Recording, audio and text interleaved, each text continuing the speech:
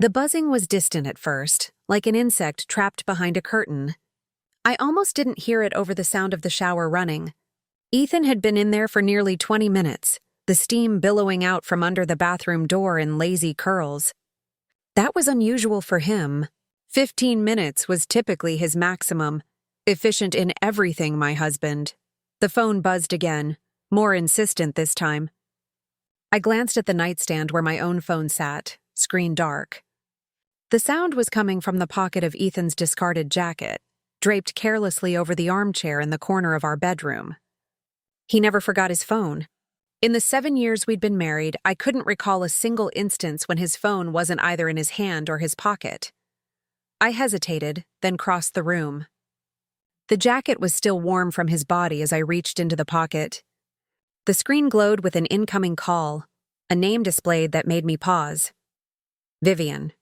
No last name, just Vivian. I didn't know a Vivian in Ethan's life. The phone continued to vibrate in my palm, insistent. Behind me, the shower still ran. Something prickled at the back of my neck, intuition perhaps. Or maybe just curiosity. I swiped to answer. Hello? I said, trying to sound casual. A pause, then a woman's voice, surprised but composed. Oh, you're not Ethan. No, this is his wife, Nora. He's in the shower. I kept my tone light. Can I take a message? Another pause, longer this time. In that silence, I heard everything. The voice faltered, then steadied. Just tell him Vivian called. About the project. He'll know. The project, I repeated, my voice hollow. Of course. I should go, she said quickly. Before you do, I said, surprising myself with how calm I sounded. How long have you been working with my husband? The bathroom door opened. Ethan emerged in a cloud of steam, a towel wrapped around his waist, his hair dripping. He froze when he saw me with his phone. 6 months, Vivian answered, unaware of his presence. But it feels like I've known him my whole life. She said more, but I didn't hear it. I was watching my husband's face as he realized what was happening, his eyes widening, then narrowing, his lips parting to speak. I saw the calculation in his expression, the rapid assessment of damage, the formulation of a strategy. In that moment, I knew everything I needed to know. I have to go, I said into the phone, and disconnected. For several seconds, neither of us spoke. Water dripped from Ethan's hair onto the hardwood floor, forming a small puddle. I noticed irrelevant details, the defined muscles of his chest, the slight sunburn on his shoulders from our weekend at the lake house, the tiny scar above his right collarbone from a childhood bicycle accident, the familiar map of his body, territory I thought was home. Nora, he finally said, my name cautious in his mouth. I can explain. But I was already moving past him. The phone still clutched in my hand, needing air that didn't smell like his shampoo, space that wasn't filled with his presence. Nora. Wait! I shut the bedroom door behind me, cutting off his voice. In our living room, morning light streamed through the floor-to-ceiling windows, illuminating the life we'd built. Danish modern furniture chosen together. Photographs from our travels, the abstract painting he'd bought me for our 5th anniversary. Everything suddenly felt like a stage set, beautiful but hollow. The phone in my hand buzzed again. A text message from Vivian. I'm sorry. I thought he would be alone. I stared at those words until they blurred, my thumb hovering over the screen. Then, methodically, I began to scroll through their message history. 7 years earlier, I hadn't wanted to go to James's birthday party. I'd just completed a grueling rotation in the physical therapy clinic where I worked, had a migraine brewing behind my eyes, and wanted nothing more than to curl up with a book and a glass of wine. But Lily, my sister and James's girlfriend at the time, had insisted.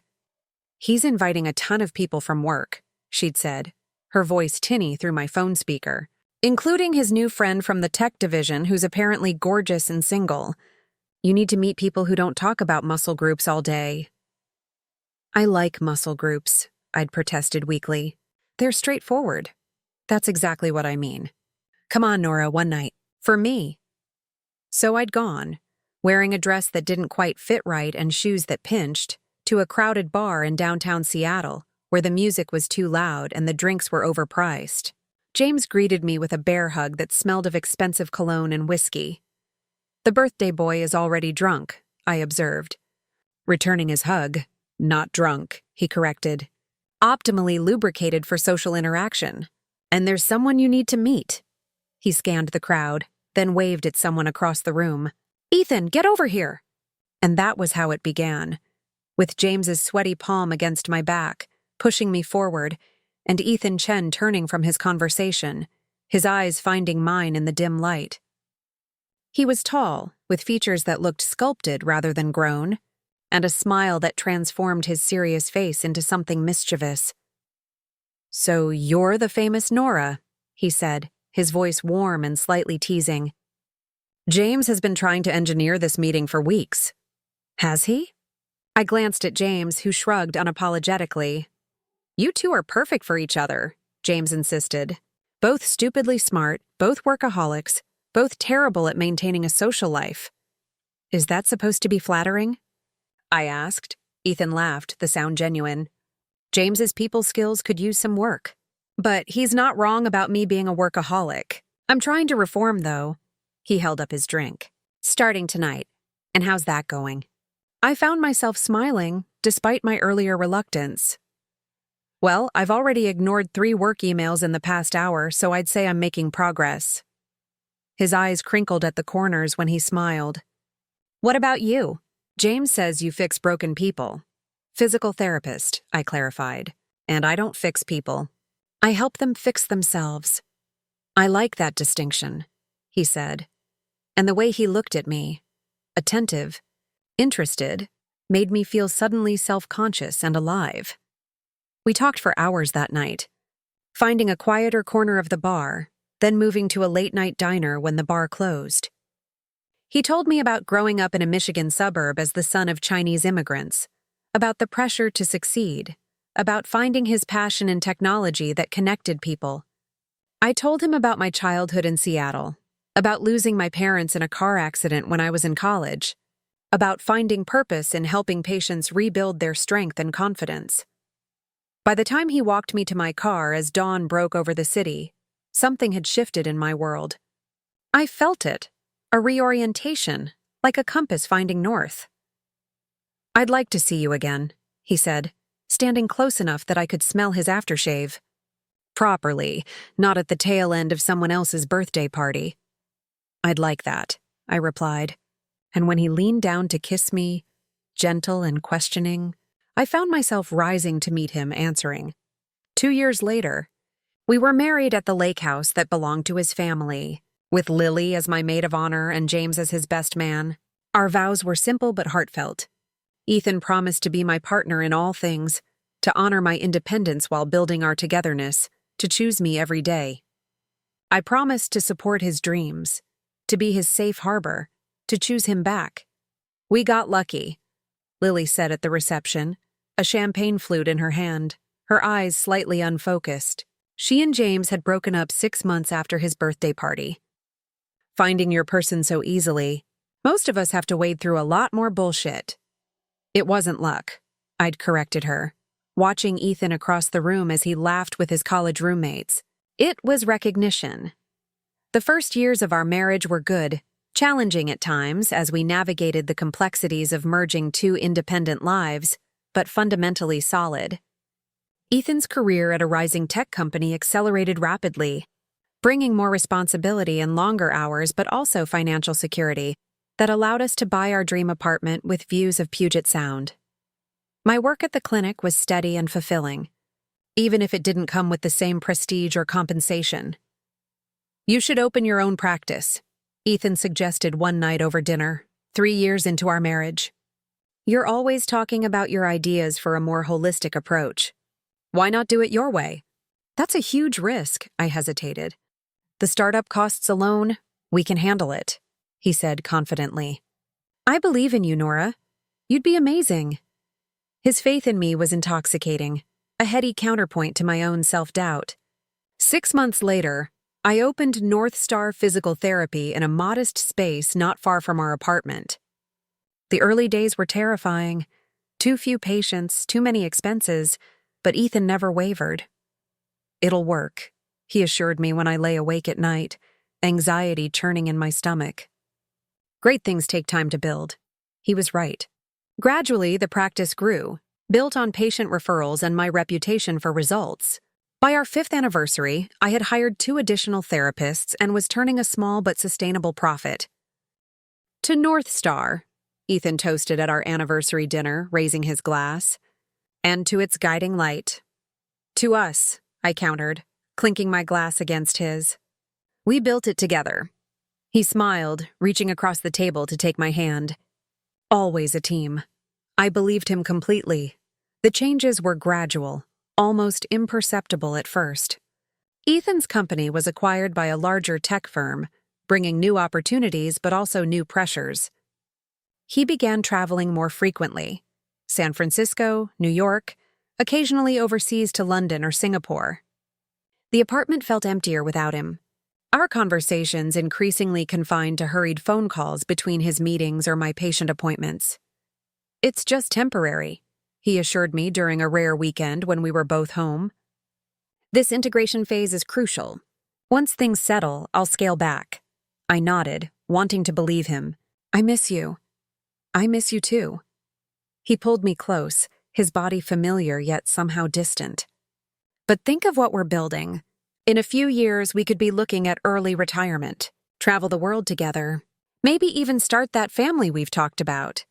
We had talked about children, hypothetically, always pushing the timeline forward. First, it was after Ethan got established in his career. Then it was after I opened the practice. Then it was after the practice became profitable. The goalposts kept moving, but I told myself it was practical, not avoidance.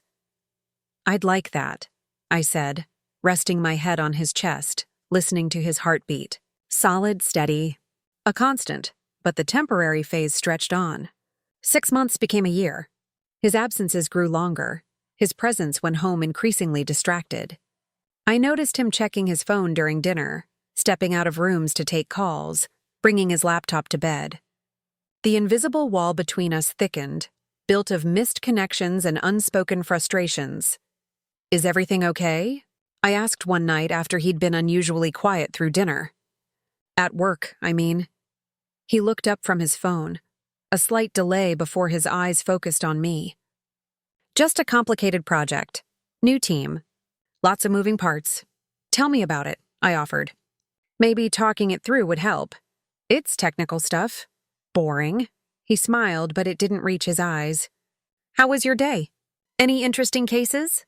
I recognized the deflection but didn't push. "I started working with a former marathon runner today. Achilles tendon reconstruction. She's determined to run again, even though the odds aren't great."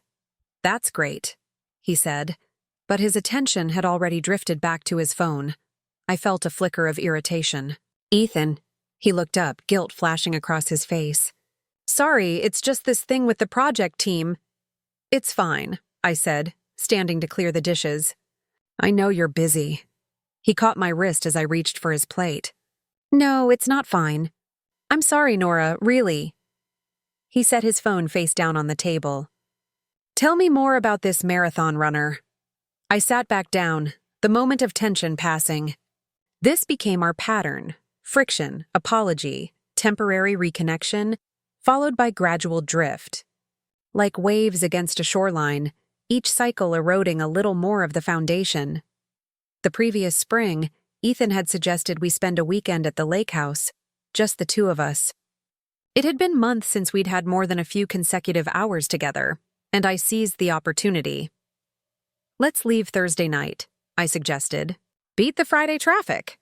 "I can't get away until Friday afternoon," he countered. "Big presentation that morning." I swallowed my disappointment.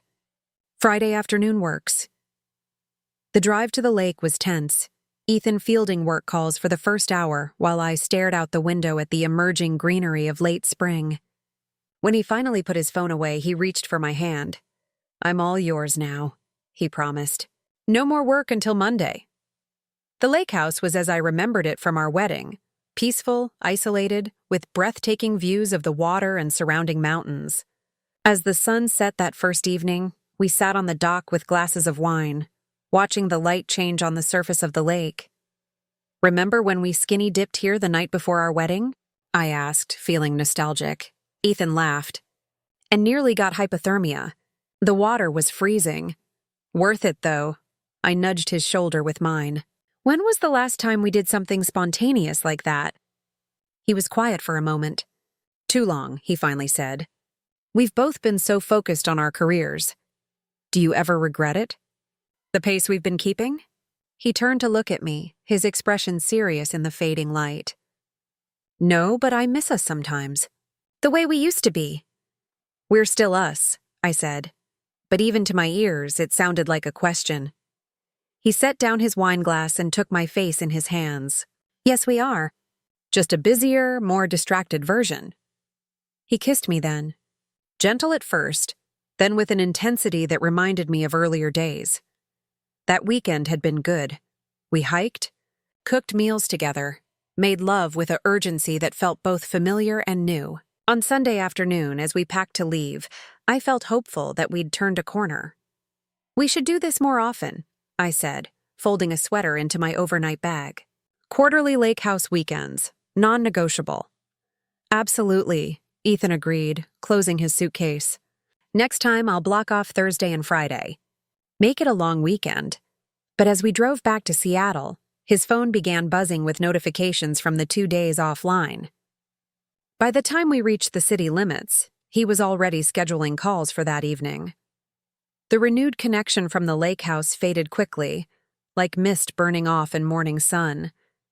Ethan's travel schedule intensified. A 2-week trip to Singapore, back for 3 days, then off to Chicago. A weekend in San Francisco that extended into 5 days. Through it all, I immersed myself in my work, expanding North Star's services to include specialized programs for athletes and seniors. I had dinner with Lily when she was in town from Portland, attended fundraisers with colleagues, joined a book club. I built a life in the negative space of Ethan's absence.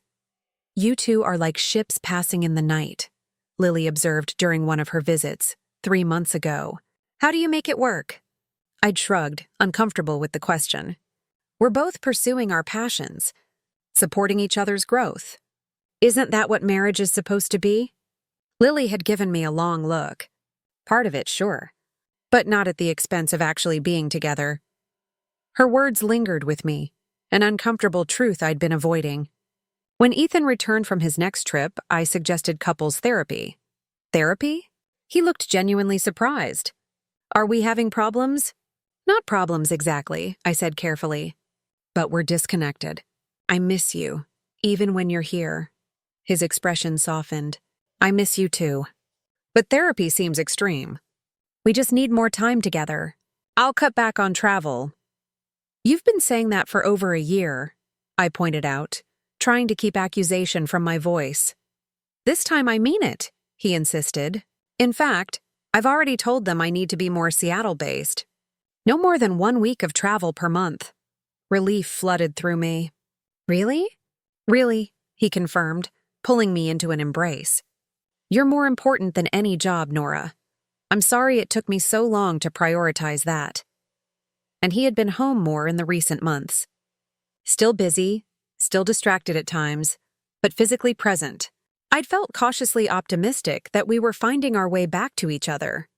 Until this morning, when he forgot his phone and I answered a call that wasn't meant for me. Ethan found me in the kitchen, now dressed in jeans and a t-shirt, his hair still damp. His phone was on the counter between us, screen dark. I'd stopped reading the messages after the first few exchanges. "I didn't need to see more. Nora," he said, his voice carefully controlled. "Let me explain." "Explain what?" My voice sounded hollow even to me. "That you've been having an affair with someone named Vivian for the past 6 months? That's what she said, right?" 6 months? He flinched. "It's not what you think." "Really?" I laughed, the sound brittle. "Because what I think is that while you were telling me you were cutting back on travel to spend more time at home, you were actually scheduling your trips around her. Singapore, Chicago, San Francisco. She was in all those places, wasn't she?" He didn't deny it. "It's complicated." "Simplify it for me, then." He ran a hand through his hair, a gesture of frustration I'd seen countless times. Vivian works on my project team. We started spending time together during late nights at the office. It was just professional at first, but then you fell in love with her, I finished, the words acid in my mouth. No, he said quickly, too quickly. It's not love. It's, I don't know, a connection. She understands the pressure I'm under at work. She's in the same world. And I'm not, I said. It wasn't a question. That's not what I meant. He took a step toward me. I took a step back. Nora, please. It was a mistake. A stupid, terrible mistake. A 6-month mistake, I corrected. With planning and secrecy and lies. I was going to end it, he insisted. That's why I've been home more. I realized what was important. I studied his face, searching for the truth. Were you? Or did you just get better at juggling both of us? He didn't answer immediately, which was answer enough.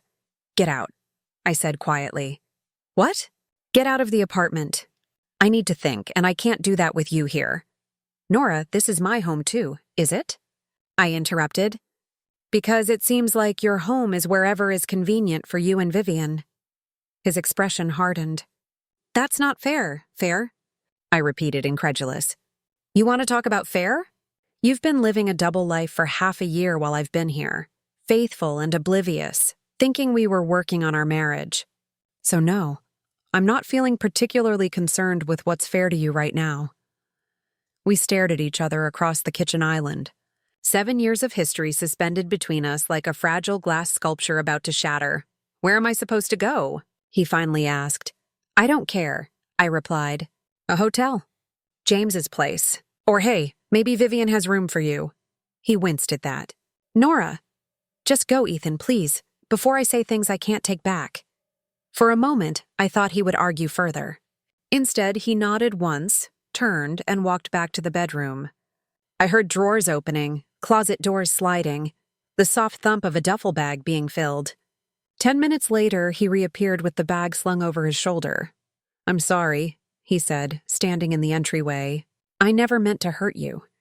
But you did it anyway, I replied, not looking at him. Your phone is on the counter. He hesitated, then collected his phone. I'll call you later. When you've had time to process. I didn't respond. The door closed behind him with a soft click. And then I was alone in the suddenly vast apartment. I don't remember consciously deciding to go to North Star, but an hour later, I found myself unlocking the front door of my clinic. It was Sunday, closed to patients, the treatment rooms dark and quiet.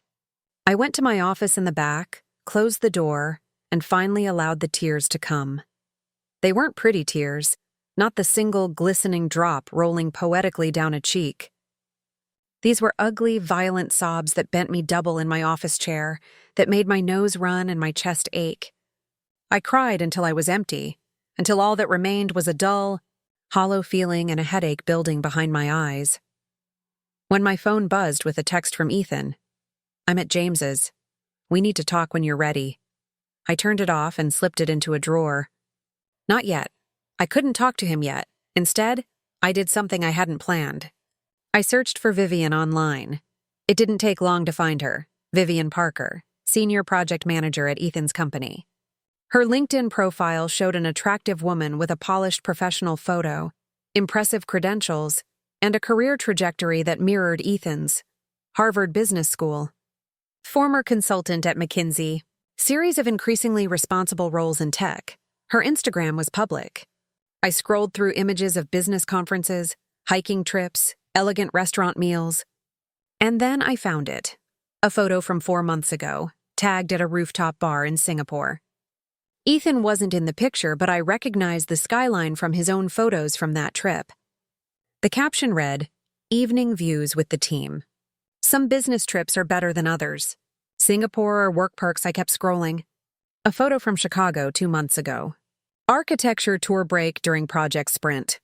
Chicago River Cruise. Ethan had been in Chicago that same week. Most damning was an image from just 2 weeks ago. Vivian on the beach in Malibu. Sunglasses perched on her head, the Pacific Ocean stretching behind her. Weekend escape from SF meetings. Sometimes you need to reset. Malibu Beach. Ethan had told me he was in San Francisco for 3 days. The trip had extended to 5. I closed the browser, my stomach churning. It wasn't just a series of impulsive mistakes. It was a parallel relationship, conducted in plain sight, hidden only from me. The rational part of my brain tried to assert itself. I should call Lily, or Dr. Reed, my mentor from PT school who had become a close friend. I should eat something, drink water, practice the self-care I was always preaching to my patients. Instead, I did something reckless. I found Vivian Parker's phone number on her company contact page and called her. She answered on the 3rd ring. "Hello? This is Nora Chen," I said, surprised by how steady my voice sounded. "Ethan's wife? We spoke briefly this morning." A pause. "Yes, I remember. I think we should meet." Another pause, longer this time. "I'm not sure that's a good idea." "I'm not calling to create drama," I assured her, though part of me wanted exactly that. "I just want to understand what's been happening." "I think I deserve that much," she sighed, a sound that contained resignation and something else. Relief, perhaps. "Okay, when and where?" We agreed to meet at a coffee shop near Pike Place Market, neutral territory for both of us. As I hung up, I wondered what I was doing, what I hoped to accomplish. Closure, confirmation? Maybe I just needed to see her in person, to make her real rather than an abstract threat.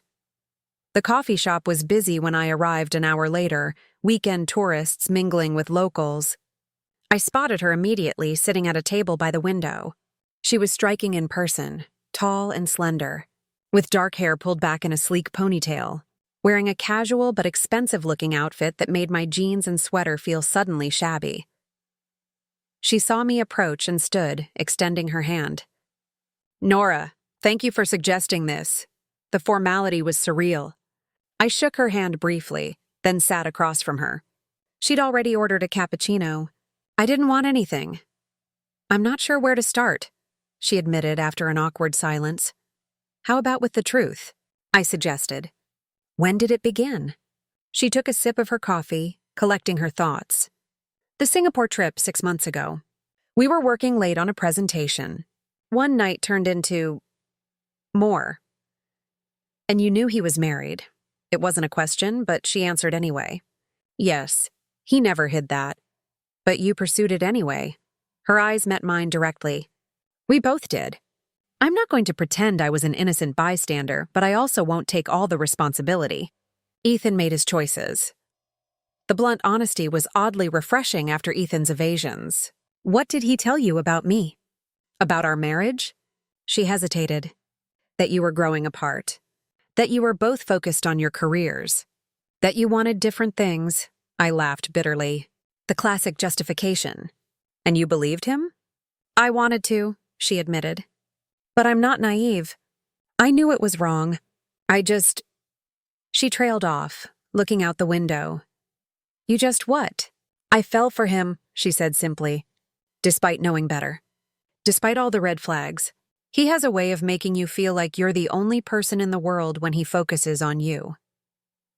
I knew exactly what she meant. It was what had drawn me to Ethan at James's party all those years ago. His complete attention, the feeling that when he looked at you, he really saw you. "What was your plan?" I asked. "Long term, I mean." She shrugged, a small, elegant movement. There wasn't one, really. That was part of the appeal, in a strange way. My whole life is planned and structured. This was uncharted, just living in the moment. At the expense of my marriage. "Yes," she acknowledged. "I'm sorry for that. Truly." Her apology sparked a sudden anger in me. "What did you think would happen? That he'd leave me? That you'd ride off into the sunset together?" "No," she replied, her composure slipping slightly. "I knew it would end. Affairs always do. Either you get caught or the excitement fades, or the guilt becomes too much." She traced the rim of her cup with one finger. "I think it was already ending, actually. He's been pulling away the past few weeks, canceling plans, taking longer to respond to messages." The timing aligned with Ethan being home more, with his renewed attention to our marriage. Had he really been trying to end it with her? The possibility offered a small, cold comfort. I should hate you, I said quietly. You have every right to. But I don't. Not really. I studied her face, looking for similarities between us, some clue to what had drawn Ethan away. There was nothing obvious. We were simply different women. You're not what I expected. What did you expect? I don't know. Someone less, I gestured vaguely at her. Less self-aware, maybe. She smiled faintly. I'm not usually. Self-aware, I mean. This situation has forced some uncomfortable reflection. We sat in silence for a moment, the strange intimacy of shared pain hanging between us. What will you do now? She finally asked. I don't know, I answered honestly. I haven't thought that far ahead. For what it's worth, she said, gathering her purse and standing. He does love you. Whatever was happening with us, it wasn't that. How can you be sure? She looked down at me, her expression unreadable. Because when he talked about you, which wasn't often, there was something in his voice. Reverence, maybe, or regret. Sometimes both. With that, she left, weaving through the crowded coffee shop and disappearing onto the street. I remained at the table, trying to process what had just happened, what I had learned. My phone buzzed in my pocket, a text from an unknown number. Vivian. I'm leaving for London tomorrow. 3-month assignment. I requested it weeks ago, just so you know. I stared at the message, unsure how to feel about this information. Relief? Suspicion? In the end, I didn't reply. There was nothing more to say to Vivian Parker. It was time to talk to my husband. James answered the door to his downtown condo, his expression a mixture of sympathy and discomfort. Nora, he said, stepping aside to let me in. I wasn't sure you'd come. Is he here? I asked, not bothering with pleasantries. In the guest room. James hesitated. He's a mess, Nora. Good, I replied, though I took no real pleasure in the knowledge. James led me through his expansive living room to a hallway. I'll be out for a few hours. Give you two some privacy. He touched my arm briefly. For what it's worth, I told him he's an idiot. Thanks, I said, and meant it. Ethan was sitting on the edge of the bed when I entered the guest room, his elbows on his knees, head in his hands. He looked up when the door opened, his eyes red-rimmed. Nora, he said, standing quickly. You came. I met with Vivian, I said without preamble.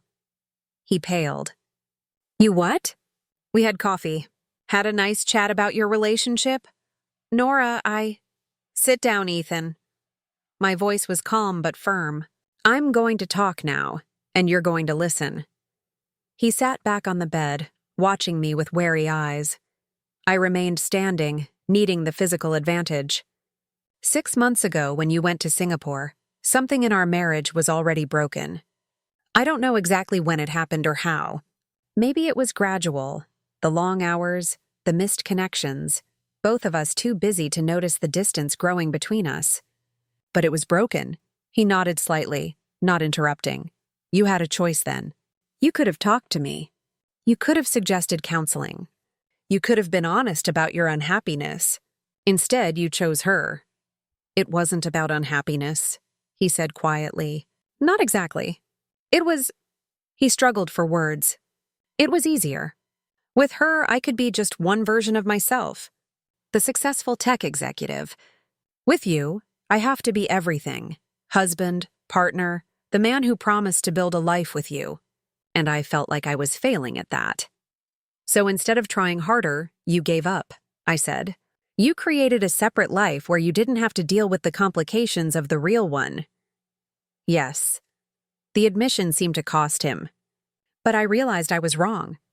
These past few weeks I've been trying to find my way back to you. To us. While still seeing her, he flinched. I was ending it. Gradually. There's no gradually in ending an affair, Ethan. It's a yes or no decision. I know. He stood, taking a step toward me. I held my ground. Nora, I made a terrible mistake. The worst mistake of my life. But I love you. I've always loved you. What happened with Vivian? It wasn't real. It felt real to her, I said. And the lies you told me were certainly real. I'll do anything to fix this, he said, and I could hear the desperation in his voice. Therapy, couples counseling, whatever you want? I'll change jobs if that's what it takes. Why should I believe you? I asked. How do I know this isn't just another performance? The repentant husband act? Until the next time you're tempted? Because I can't lose you. His voice broke on the words. These past 24 hours, thinking about a life without you? I can't do it, Nora. You're my North Star. Always have been. The reference to the name of my practice, to the thing I had built while he was building his separate life, struck me as unintentionally cruel. You've already lost me. Ethan, I said, my own voice steady despite the pain in my chest. The question is whether we can find each other again. Can we? He asked. And in that question was all his vulnerability, all his hope?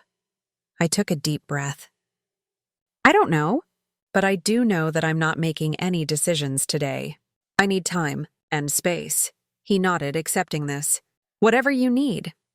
I'm going to stay with Lily for a few days, I told him. You can go back to the apartment. We'll talk when I'm ready. Okay. He hesitated, then added, She's leaving. Vivian. For London. A 3-month assignment, I know, I said. She told me. His eyes widened slightly at this. You two really did talk. Women are capable of civil conversation, even in impossible circumstances, I said dryly. Something for you to consider. A ghost of a smile touched his lips, then faded. I am so sorry, Nora. For all of it. I studied him. The man I had loved for 7 years. The man who had betrayed that love. Still handsome, still familiar, but altered somehow in my perception. Or perhaps it was my perception that had altered. I know you are, I said finally. But sorry isn't enough.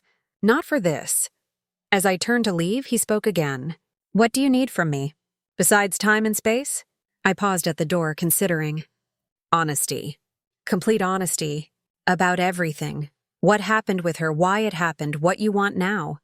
No more lies, no more half-truths. If we have any chance at all, it starts there. He nodded, solemn. You'll have it. I promise. Promises from Ethan Chen.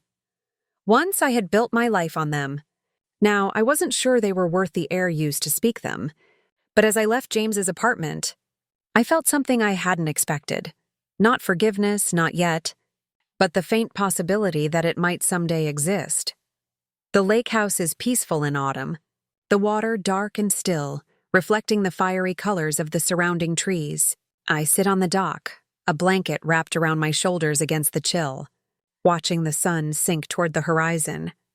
Behind me, I hear footsteps on the wooden planks, deliberate, allowing me to register the approach. Ethan sits beside me, offering a mug of something steaming. Hot cider, he says, with a splash of bourbon. I accept the mug, warming my hands around it. Thanks. We sit in companionable silence, watching the light change on the water. It's our first weekend at the lake house since everything happened. A deliberate choice to revisit the place where we once renewed our connection. The past 6 months have been difficult, painful, transformative. 3 months of separation while I stayed in Lily's guest room, coming to the apartment only when Ethan was at work to collect things I needed. Weekly individual therapy sessions for both of us.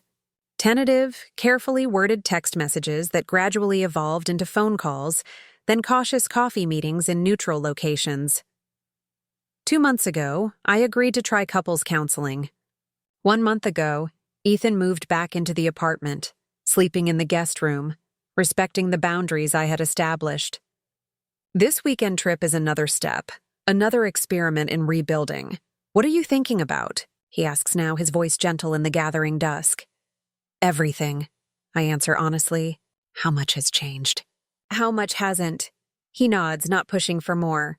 That's different too. His newfound patience, his willingness to sit with uncertainty.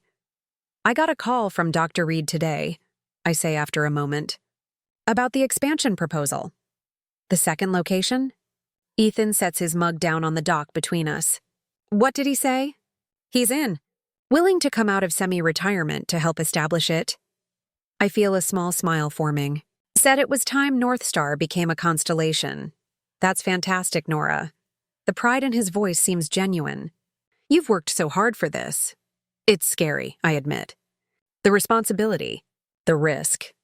You'll be amazing, he says, and doesn't reach for my hand as he might have once. Instead, he adds, and whatever support you need, it's yours. No strings. 6 months ago, I would have interpreted this as an attempt to buy his way back into my good graces. Now, I recognize it as what it is. A genuine offer from someone who believes in me, regardless of the state of our relationship. Thank you, I say simply. The sun touches the edge of the mountains across the lake, casting long shadows across the water. Soon it will be dark. Vivian came back from London last week, Ethan says unexpectedly. She's transferred to the New York office. Permanent relocation. I absorb this information, searching for the jealousy or anger it might once have provoked. I find neither, only a dull acknowledgement. You heard from her? No, he shakes his head. James mentioned it. Apparently, she's engaged to someone she met over there.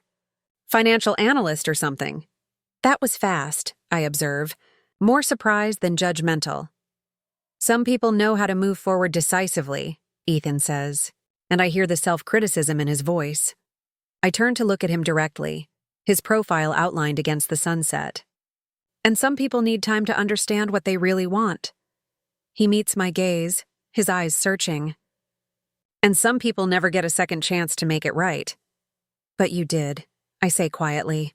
I did, he acknowledges. I don't know why. Because love isn't rational, I tell him, the realization crystallizing as I speak it. Because 7 years can't be erased by 6 months, no matter how painful those months were. Because forgiveness isn't about erasing the past, it's about creating the possibility of a future. His eyes glisten in the fading light. Do we have a future, Nora? I consider the question, the weight of it, the hope contained within it.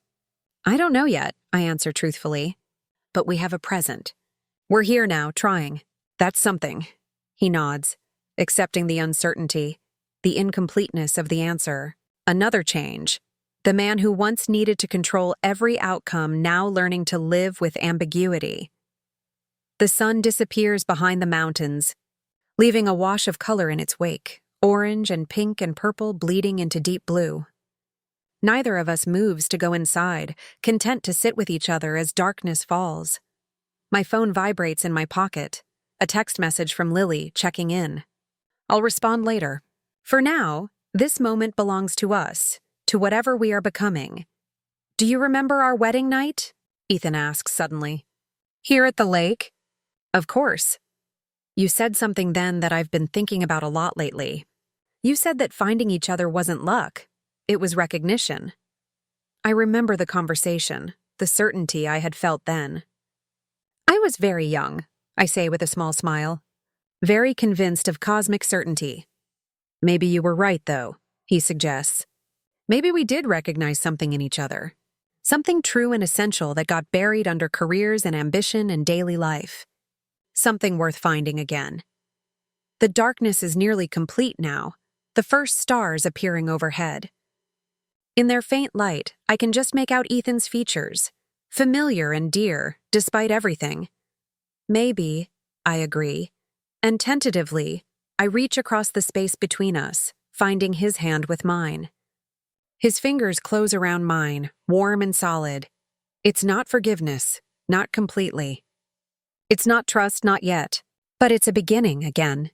A recognition again, and for tonight, that's enough. I lean my head against his shoulder, and together we watch the stars emerge, pinpoints of light in the vast darkness, each one a possibility. And that wraps up today's story. Now we want to hear from you. Where are you watching from? Drop your city or country in the comments, and let's see how far these stories reach. If this story moved you or gave you chills, give it a like, share, and subscribe for more powerful stories. One last thing, rate the story from 1 to 10 in the comments. Your feedback helps us bring you even better ones next time. Thanks for watching. We appreciate you being part of this storytelling journey.